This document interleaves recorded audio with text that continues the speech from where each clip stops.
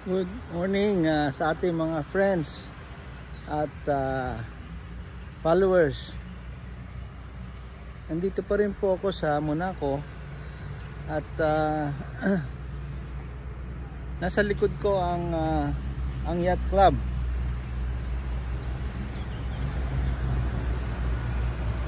So, nandito yung mga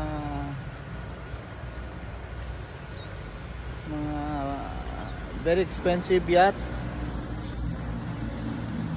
ng mga rich and famous dito po sa Monaco. Sa paligid ko rin ang mga high-end na shops like Gucci, Hermes. Yan po. Dito rin yung pinakamalaking hotel and casino sa paligid ko. Mamaya makikita natin yung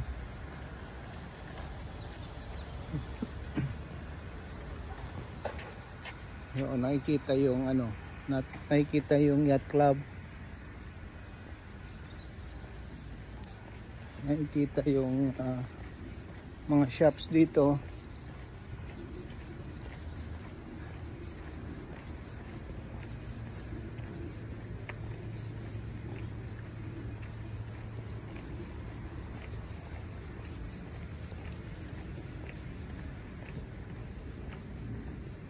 So ang sinasabi dito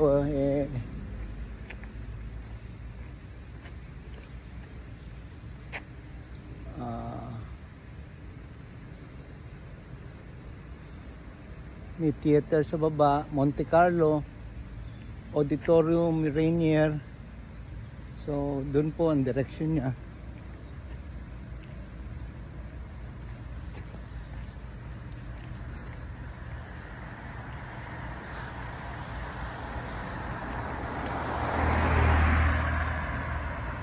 So ito yung pinakamalaki dito. May Opera de Monte Carlo, Salle Garnier ang pangalan niya.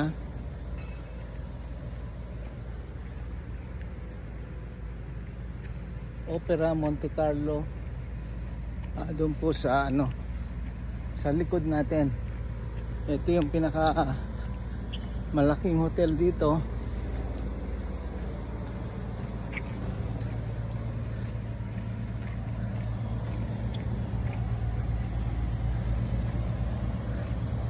So dito ang Monte Carlo pala. Dito ang Monte Carlo.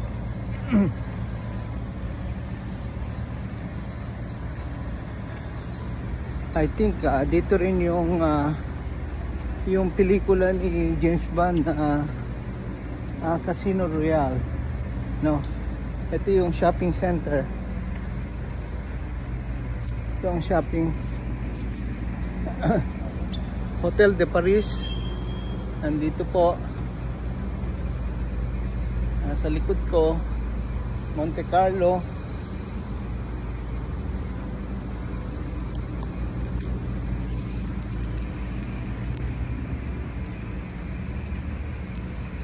Ito yung Grand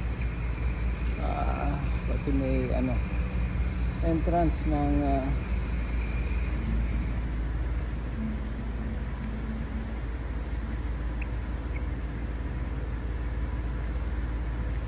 hotel Monte Carlo. Ganda ng ang ganda ng ng hotel. So mga Tiffany high-end na mga shops at kainan. Talagang for the rich and famous talaga itong lugar na ito.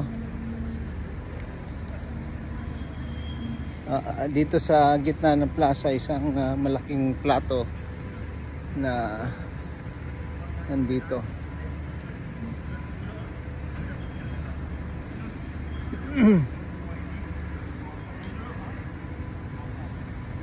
So ito yung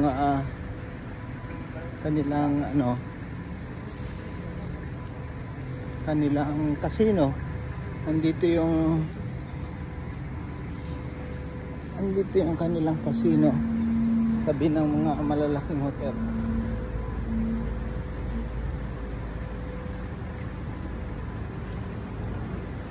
Andito yung mga malalaking hotel at ito yung casino.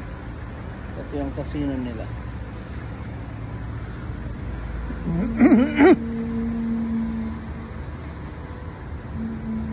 So nandito sa Monaco ang Monte Carlo.